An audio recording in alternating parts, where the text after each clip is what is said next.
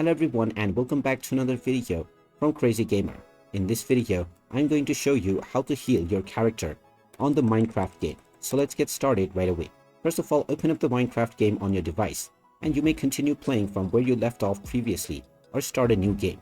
Now, while you're playing your game, if your character is running low on health, then simply tap on the E button, which will now use the potion that your character has in order to recover your health. Once you use the E button in order to take a potion, you will need to wait for some time until this power cools down once again for you to be able to use it one more time. You can also collect various pickup items in order to heal, and by this method you will be able to recover your health within the game.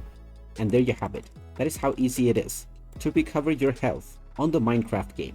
If you find this video helpful, make sure you hit that like button and subscribe to our channel if you haven't done so already. Also ring that notification bell to never miss another update from us.